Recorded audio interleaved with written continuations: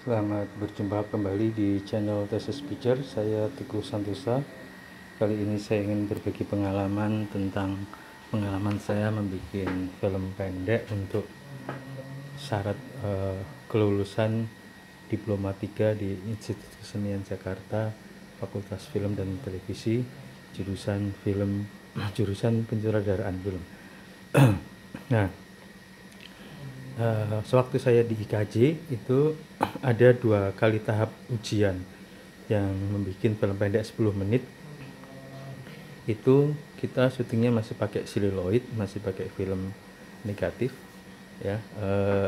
Dengan 10 menit itu kita setidaknya menghabiskan 5 sampai 8 can. Satu cannya itu berisi 5 menit, tapi kadang dalam kita rasio dalam 5 menit satu can itu paling kalau rasio 1:3 gitu kan, kita mungkin di situ hanya mendapatkan 2,5 menit, sehingga kalau untuk 10 menit sebenarnya kita membutuhkan 4, tapi paling enggak untuk spare dan stock shot kita butuh 3 can lagi. Jadi waktu itu saya menghabiskan sekitar sekitar 8 can. Nah, satu can film seluloid itu negatif itu waktu itu sekitar seharga 2,5 juta atau 3 juta. Itu belum cucinya, jadi setelah kita syuting kita harus proses laboratorium dicuci untuk supaya kita bisa lihat hasilnya. Terus ngeditnya pakai Maviola, editing manual gitu, masih gulungan roll kita itu. Nah, kameranya waktu itu menggunakan Arriflex 5 kalau nggak salah ya, yang ada di kampus waktu itu. Nah, film yang saya bikin itu yang 2 jenis film untuk sebagai syarat kelulusan dari Institut Kesenian Jakarta di Fakultas Film dan Televisi itu. Satu disebut praktika terpadu. Praktika terpadu itu filmnya dibikin tanpa merit print. Merit print itu bahwa gambar sama suara sudah menjadi satu dalam satu kesatuan pita gitu. Dalam satu kesatuan pita. Kalau praktika itu sebelum merit print, jadi sudah film log. Jadi audionya masih menggunakan nagranya itu kita play menggunakan tut suara yang supaya sinkronisasi dengan gambar. Waktu itu cerita yang saya bikin tentang seorang penjual tempe yang hidup di pinggir sungai gitu ya, dan sungainya itu dilalui pabrik yang mengalirkan limbah-limbah toksit yang membahayakan tidak hanya si tukang tempe itu, tapi orang kampung maupun lingkungan, pohon, binatang-binatang. Jadi saya tampilkan film itu begitu banyak visualnya tanpa banyak dialog. Jadi keseharian seorang penjual tempe di pinggir sungai sama cucunya mandi di situ, nyuci kedelai di situ, mengambil air masak di situ gitu. Nah, ketika semakin pabrik itu sirkulasi kerjanya semakin banyak, sungai itu dialirin limbah sehingga mulai ada warga yang gatal-gatal, yang muntah-muntah, bahkan ada yang meninggal. Kemudian cucunya si penjual tempe itu juga gatal-gatal, muntah-muntah gitu kan.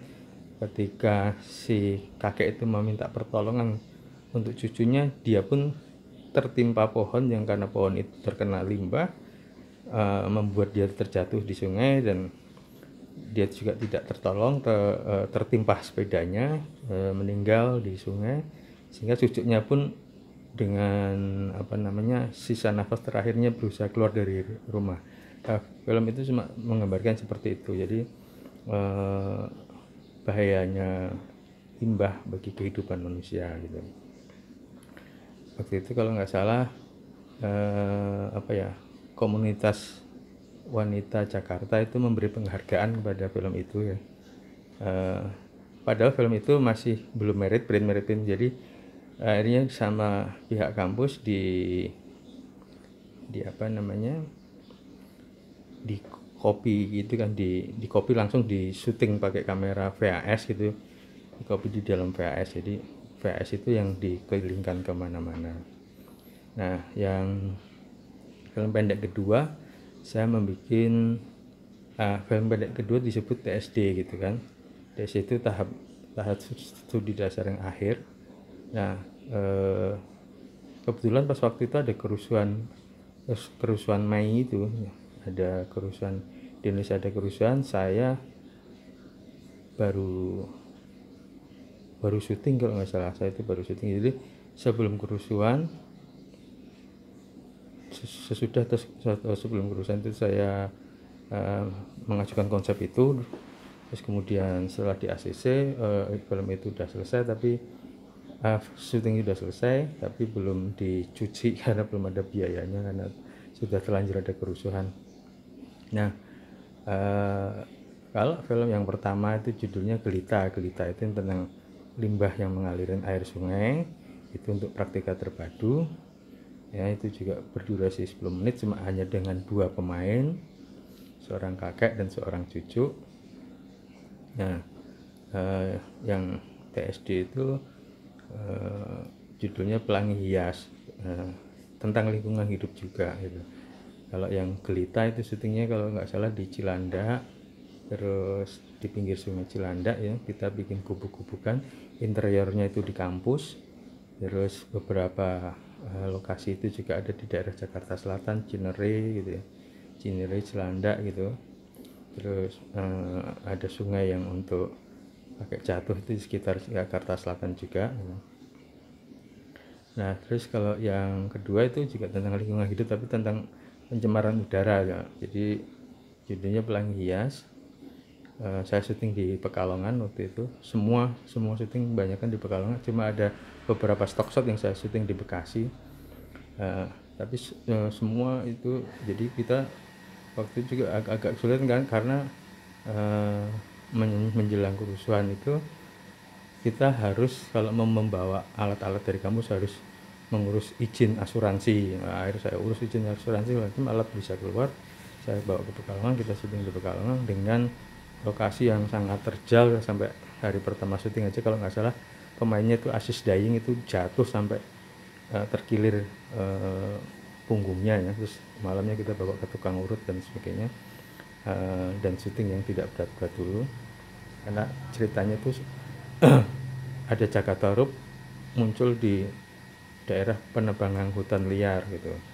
Jadi kayak ceritanya kayak simbolik ilagologi ceritanya begitu. Terus ketika Jakartarup itu sudah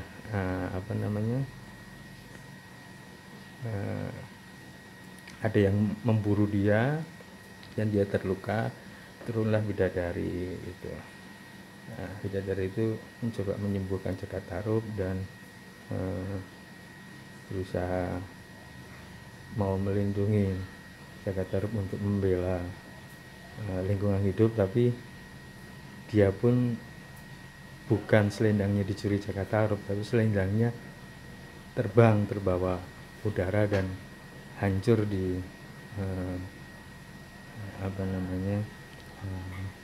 erosi di pencemaran udara itu. Ya, film pendek yang saya bikin itu tidak banyak dialog, lebih ke visual gitu ya.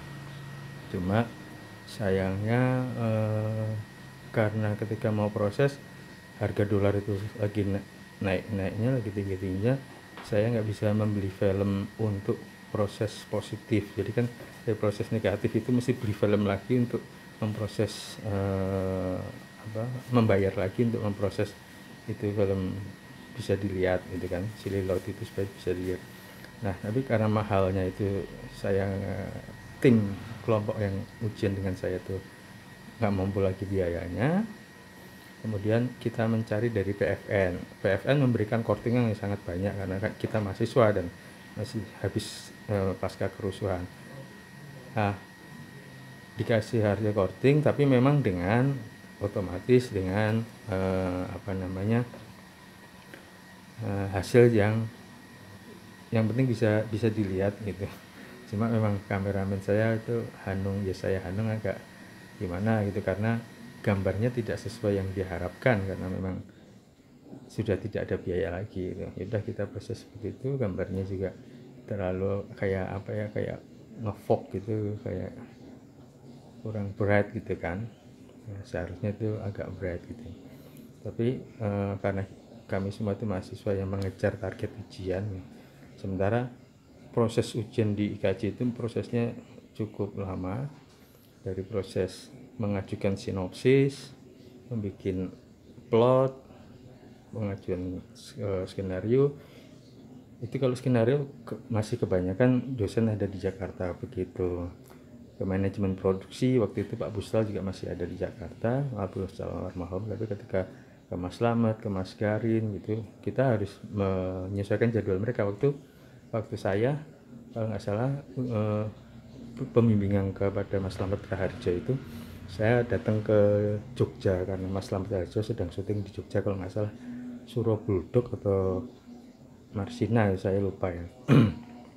Jadi ketika Mas Slamet sana ya saya datang ke Jogja, mengontak asisten pribadinya kapan saya bisa ketemu, terus dikasih waktu sebelum sarapan harus sudah ada di hotel. Mas Slamet ngasih waktu sekitar 15 menit, udah saya sebelum Mas Slamet bangun dan macam sudah di hotel. Pagi-pagi itu saya nginep di rumah teman saya, terus kemudian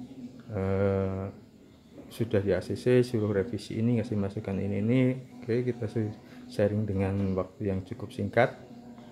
Nah, tapi masukan-masukan dari Mas Slamet itu saya selalu terapkan ya, baik dari ujian pertama, praktika terpadu maupun TSD ujian akhir ya. Jadi waktu itu saya kan masuk 92 dan TSD itu 98 99 gitu kan. Sehingga apa ya,